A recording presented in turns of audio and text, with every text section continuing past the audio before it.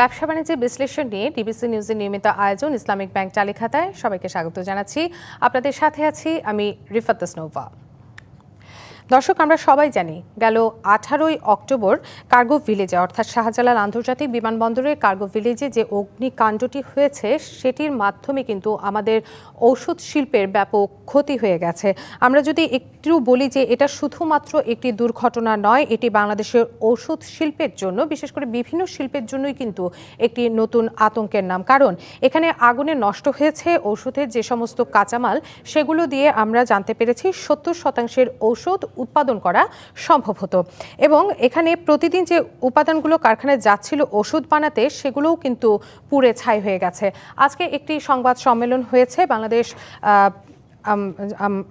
ওষুধ শিল্প সমিতির এবং সেখান থেকে তারা আমাদেরকে জানিয়েছেন যে 45টি কোম্পানি প্রায় 200 কোটি টাকার কাঁচামাল পুরোপুরি ক্ষতিগ্রস্ত হয়েছে। এর ফলে ওষুধ খাতে প্রায় 4000 কোটি টাকার ওপর একটি অর্থনৈতিক প্রভাব পড়তে পারে এবং একই সাথে এখানে বলা হয়েছে যে ঔষধের সরবরাহ যদি ঠিক রাখা না যায়, সেক্ষেত্রে ঔষধের যে খাত সেখানে প্রভাব পড়তে পারে, কিন্তু এর ফলে এই অগ্নিকাণ্ডের ফলে ওষুধের দামের উপরে খুব একটা বেশি প্রভাব পড়বে না, এমনটি কিন্তু তারা আমাদেরকে জানিয়েছেন। এই সমস্ত বিষয় নিয়ে আজকে আমরা আমাদের তালিকাতার আলোচনা করব। ওষুধের কাঁচামাল পোড়ায় বাজারে প্রভাব পড়বে কি, আলোচনা করতে আজকে আমাদের সাথে যুক্ত আছেন ওয়ান ফার্মা লিমিটেডের ব্যবস্থাপনা পরিচালক KSM মোস্তাফিজুর রহমান এবং আরও আছেন ঢাকা বিশ্ববিদ্যালয়ের ঔষধ প্রযুক্তি বিভাগের অধ্যাপক ডক্টর ইলিয়াস আল মামুন।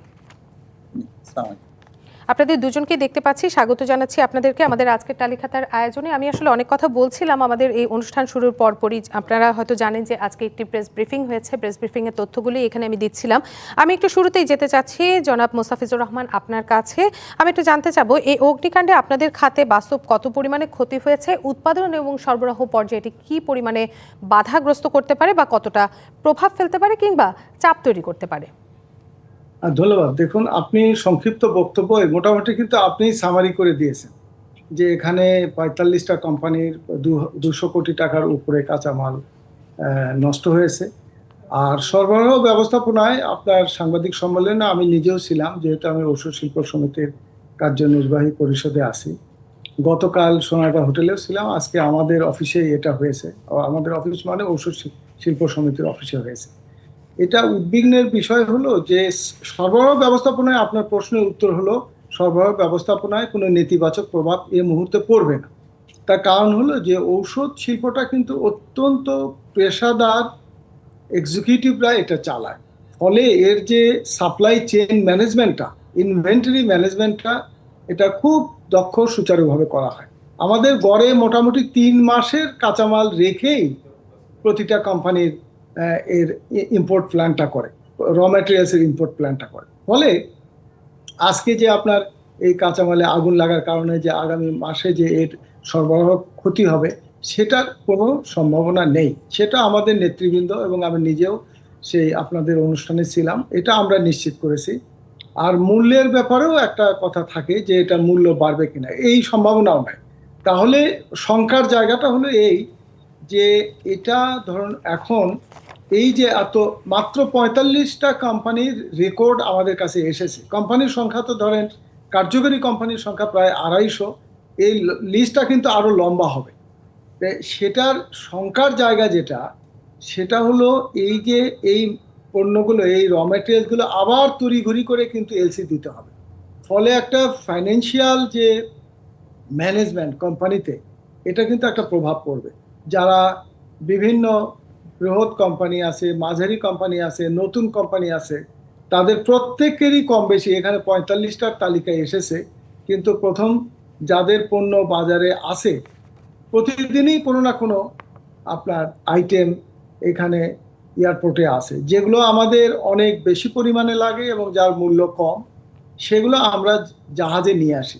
কিন্তু বেশিরভাগই কিন্তু উচ্চ মূল্যের র ম্যাটেরিয়ালস আমরা কিন্তু আপনার এই কার্গোতে আসে, ফ্লাইটে আসে। তো ফলে এইগুলো আবার এলসি দেওয়া, এগুলোকে আবার সরবরাহ ব্যবস্থাপনায় নিয়ে আসা, এটার প্রভাবটা পড়বে 2-3 মাস পরে যে। আচ্ছা, আপনি বলতে চাচ্ছেন এখানে এই ৩ মাসের মধ্যে হয়তো প্রভাবটা পড়বে না, কিন্তু ২-৩ মাস পর এর প্রভাবটা পড়ার একটি সম্ভাবনার কথা আপনি তুলে ধরেছেন। জনাব মামুন, আপনি তো শুনছিলেন, আমি একটু আপনার কাছে যাব। আসলে এই প্রভাবটা কিভাবে পড়তে পারে, আপনি কি মনে করছেন? জি, ধন্যবাদ আপনাকে, ধন্যবাদ ডিবিসি নিউজ এবং ধন্যবাদ ডিবিসি নিউজ শ্রোতাদের। আসলে আমার মনে হয় মোস্তাফিজ ভাই যেটা বলেছেন বেসিক্যালি সেটাই, যেহেতু ৩ মাসের একটা ইন্টারভাল রেখেই আসলে সবসময় কাঁচামাল অর্ডার করা হয়, তো সুতরাং সেই ক্ষেত্রে আমার মনে হয় যে প্রভাবটা ৩ মাস পরে পড়বে। বাট ঘটনাটা আরেকটু আমি অন্যভাবে যদি বলি, যে এটার সঙ্গে রিলেটেড দুটো জিনিস, একটা হচ্ছে এক্সপোর্ট, আবার একটা হচ্ছে ইম্পোর্ট। তো আমরা ইম্পোর্টের ক্ষেত্রে তো বলছি এই ধরনের ঘটনা করতে পারে, কিন্তু এক্সপোর্টের ক্ষেত্রেও আমাদের যে জিনিসটা মাথায় রাখতে হবে, যে আমরা হয়তো যে এক্সপোর্ট করছিলাম যে প্রোডাক্টটা, যে ডোজেস ফর্মটা, সেটার ক্ষেত্রে আমাদের যে যারা আমাদের পার্চেজার বায়ার, তাদের সঙ্গে যে কমিটমেন্ট, এই কমিটমেন্টের জায়গাটাতে কিন্তু আমাদের একটা তাদের সঙ্গে একটা মিসআন্ডারস্ট্যান্ডিং হয়ে যাবে। তাহলে সেই ক্ষেত্রে আমাদের যে এক্সপোর্ট ওরিয়েন্টেড যে রেপুটেশন, সেখানে কিন্তু আমাদের একটা প্রভাব পড়বে। তো আমরা ইম্পোর্টে যেমন আমাদের একটা প্রবলেম ক্রিয়েট হলো, যেটা আমরা ইম্পোর্ট করে আনছিলাম, সেটাও আমাদের একটা বাধাগ্রস্ত, হয়তো আমি 2 মাস বা 3 মাস পরে এর এফেক্ট পাবো। একইভাবে এক্সপোর্টও কিন্তু আমার এই প্রবলেমটা হবে। তো যার কারণে এক্সপোর্ট এবং ইম্পোর্ট দুই জায়গাতেই আমার কাছে মনে হচ্ছে যে এই জায়গাটা আমাদের প্রবলেম হবে। এবং আমি মোস্তাফিজ ভাইয়ের সঙ্গে একমত, যে আমরা কিন্তু গত গত পরশু যখন ব্রিফিং করেছে, তখন কিন্তু 32টা ফার্মাসিউটিক্যাল কোম্পানির কথা বলা হয়েছে। আজকে কিন্তু সেখানে 45 কোম্পানি এসেছে। সো আমরা এটার সঙ্গে কিন্তু আরো যোগ হবে নাম্বারটা। ইভেন এখন হ্যাঁ, এবং টেন্টেটিভ ধরা হচ্ছে যে 200 কোটি টাকা আমাদের একটা যে এরকম লস হয়েছে র মেটেরিয়ালের, যেটা বাস্তবিক অর্থে আমি যদি মনে করি যে ডেফিনেটলি কিছু না কিছু এফেক্ট করবে, বাট সেটা হয়তো আরো 2 মাস বা 3 মাস পরে। এবং এক্সপোর্ট, জি, আপনি একই কথা বলেছেন, এবং এখানে কিন্তু তারা বলেছেন যে ৪৫টি কোম্পানি প্রায় ২০০ কোটি টাকার কাঁচামাল পুড়ে ক্ষয়ক্ষতি হয়েছে, কিন্তু এখানে যদি ভ্যাট সহ যোগ করা হয় সেটা ২৫০ থেকে ৩০০ কোটির উপরে হবে বলে ধারণা করা হচ্ছে।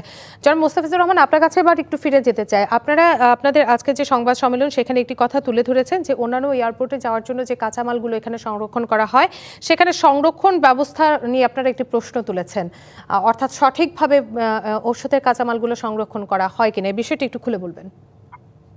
এটা তো এখন সারা জাতি জানলো যে আমাদের এই সংরক্ষণ ব্যবস্থাটা কতখানি ভঙ্গুর। আপনি ধরুন একটা যুদ্ধ বিধ্বস্ত দেশেও কিন্তু এয়ারপোর্টটা কিন্তু নিরাপদ। ধরুন দেশে সিভিল ওয়ার চলতেছে, কিন্তু এয়ারপোর্টটা, ওখানে সিভিল ওয়ার হয় না, বা একটা পুরোপুরি যুদ্ধ দেশেও এটা থাকে। তা আমরা এয়ারপোর্টে যদি এই মালগুলো আগুনে পুড়ে যায়, তাহলে এটা আমাদের নিরাপত্তাটাকে খুব গভীরভাবে প্রশ্নবিদ্ধ করেছে। এবং আরো তো সমস্যা আছে। ধরেন যে পণ্যগুলো এই যে গত 2-3 দিনে আসছে, সেগুলো তো ঢাকায় না এসে এগুলো পণ্য পৃথিবীর অন্যান্য দেশে তারা নামায় দিয়েছে, কলকাতায় নামাইছে অথবা আরো অন্যান্য দেশে নামাইছে। এগুলো আমরা পাবো কি পাবো না, এগুলো অনিশ্চয়তা রয়ে গেছে। আপনি যেটা রেকর্ডে যেটা আছে সেটাই কিন্তু শেষ না, এটা এর বাহিরে আরো অনেক কিছু ঘটে যাবে, যে আবার হয়তো ধরেন কিছু পড়ে নাই, কিন্তু তা খুঁজে পাওয়া যাচ্ছে না। এটা আপনি যে প্রশ্ন করেছেন সেটা আমাদেরকে গভীরভাবে ভাবে তুলেছে সারা দেশকে, যে এখানে আর শুক্র শনিবার কেন বন্ধ থাকবে বলুন তো? এয়ারপোর্ট, তারপরে সমুদ্র বন্দর, এগুলো তো আমাদের দেশের মাটি, কিন্তু এটা তো আন্তর্জাতিক একটি প্রতিষ্ঠান, যেখানে টাইমের ঠিক নাই, দিন রাত সমান।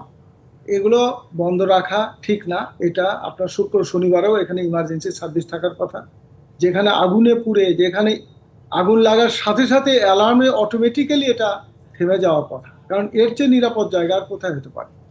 তো সেই দিক থেকে আমার মনে হয় যে সরকার এটা অনুধাবন করবে। বাণিজ্য মন্ত্রণালয়ে মাননীয় উপদেষ্টা মহোদয় সাথে সাথে পরিদর্শন করেছেন। তিনি যেহেতু ব্যবসায়ী এবং ওনার আন্তরিকতার কোনো অভাব নেই, আমাদের যতগুলো মন্ত্রণালয় আছে তার মধ্যে যদি র্যাঙ্কিং করেন, দেখা যাবে যে ওনার ইনিশিয়েটিভটা চোখে পড়ার মতো, এই ইউএস ট্রেডের ক্ষেত্রে, এটার ক্ষেত্রে। তা আমরা আশা করি যে আমরা ঔষধ শিল্প সমিতির থেকে সুনির্দিষ্ট প্রস্তাবনা দেয়া আছে, যেটা তিনি অবহিত আছেন। এখনো আমাদের আপনার সিভিল এভিয়েশনের সঙ্গে আমাদের নেতৃবৃন্দ মিটিং আছে, আমি আপনাদের এই অনুষ্ঠানে আসার কারণে ওখানে যেতে পারি নাই। তো এগুলো আলোচনা চলছে। আমার মনে হয় যে সরকারের সংশ্লিষ্ট মন্ত্রণালয় এটাকে খুবই গুরুত্ব সহকারে নিয়েছে, যাতে এর সাথে যে সমস্ত আনুষঙ্গিক সমস্যা হতে পারে বা হচ্ছে, সেগুলো দ্রুত একটা সমাধান হবে।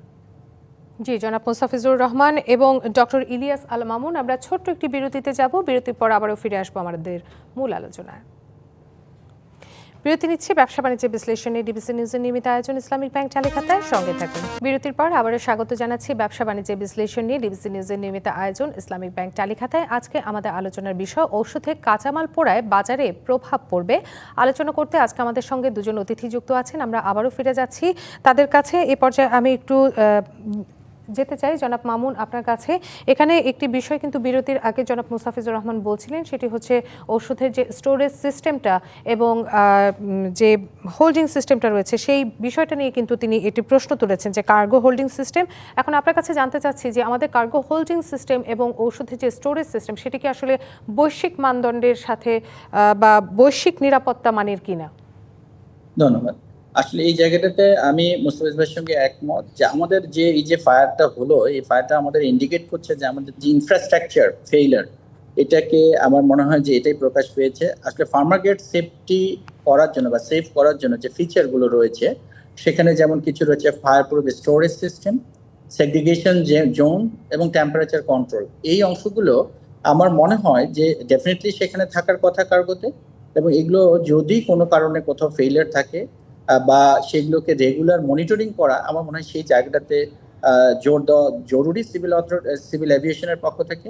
এবং অ্যাট দ্য সেম টাইম যে আমাদের যদি আরো কোনো লজিস্টিক সাপোর্ট বা লজিস্টিক ডিজাইনে যদি কোথাও তার ক্রিটিক্যাল কোনো উইকনেস থাকে, সেই অংশটাকেও আমার মনে হয় দেখা দরকার।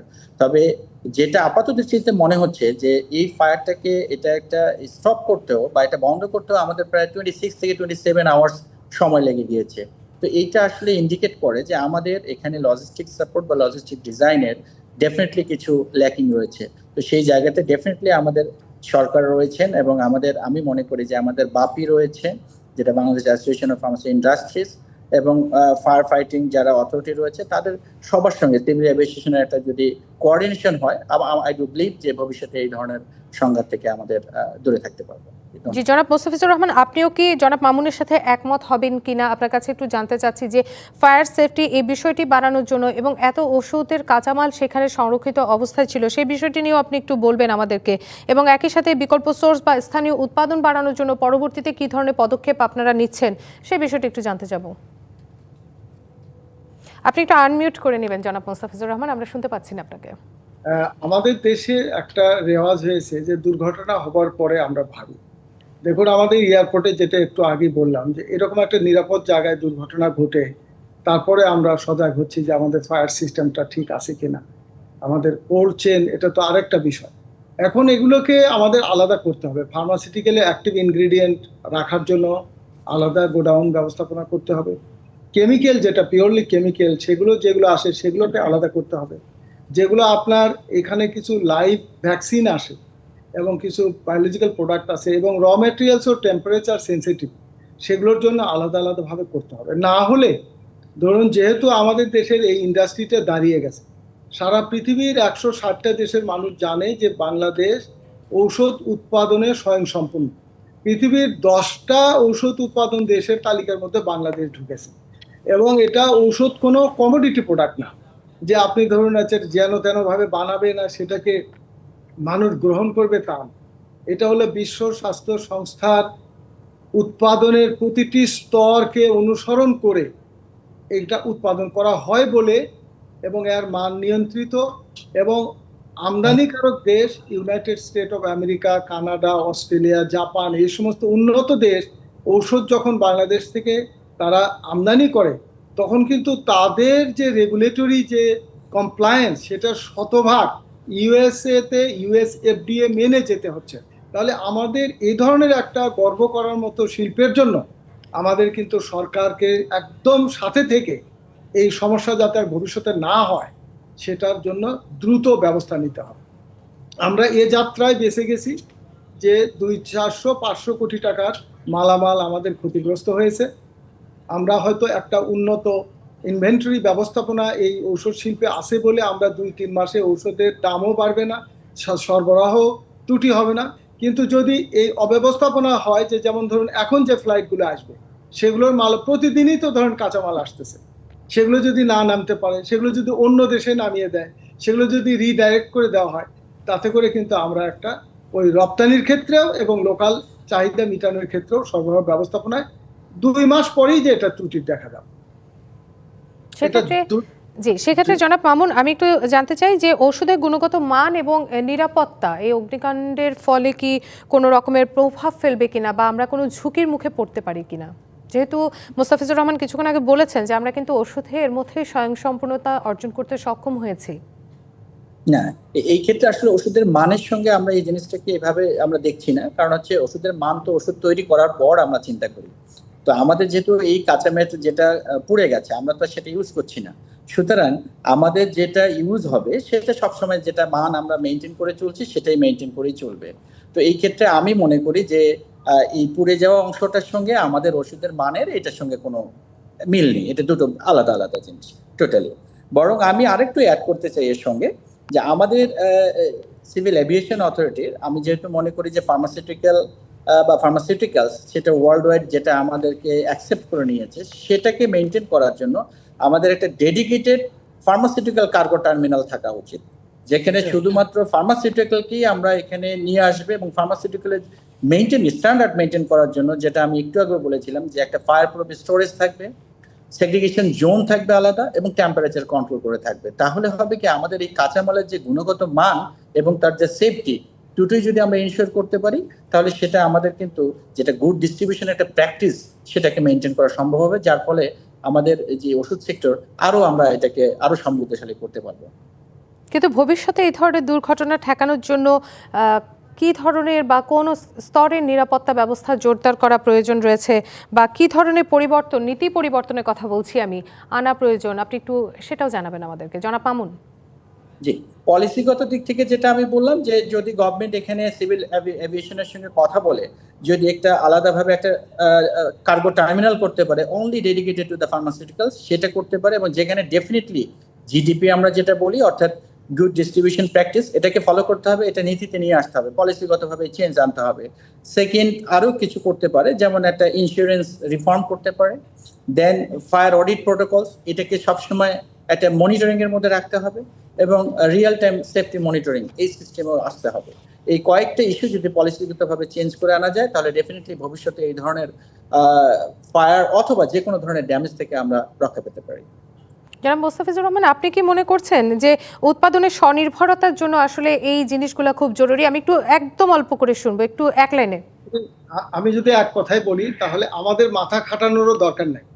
আন্তর্জাতিকভাবে বিভিন্ন এয়ারপোর্টের এই প্রোটোকলগুলো কি সেটা যা শুধু কাট পেস্ট করে ওটা লাগাই দিলেই হবে, এটার জন্য অত মাথা খাটানোর দরকার নেই। জি, জনাব মোস্তাফিজুর রহমান এবং সবার আগে সেফটি ফার্স্ট, এটাকে অবশ্যই সেফটি ফার্স্ট, এবং আমাদেরও আসলে সচেতনতা বাড়ানো প্রয়োজন। জনাব মোস্তাফিজুর রহমান এবং ডক্টর ইলিয়াস আল মামুন, আপনাদের দুজনকে ধন্যবাদ জানাচ্ছি এতক্ষণ সঙ্গে থাকার জন্য। দর্শক, আমরা জানি যে আমাদের অভ্যন্তরীণ চাহিদার 98% কিন্তু দেশেই তৈরি হয় ওষুধ, তাই এই ওষুধ শিল্পের একটি নিরাপত্তা নিশ্চিত হবে এমনটাই আশা করছি। শেষ করছি আজকের ব্যবসা বাণিজ্য বিশ্লেষণে ডিবিসি নিউজের নিয়মিত আয়োজন ইসলামী ব্যাংক চালিকাতা। এতক্ষণ সঙ্গে থাকার জন্য আপনাদের সবাইকে অসংখ্য ধন্যবাদ।